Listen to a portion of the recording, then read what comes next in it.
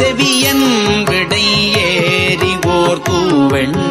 மதிசூடி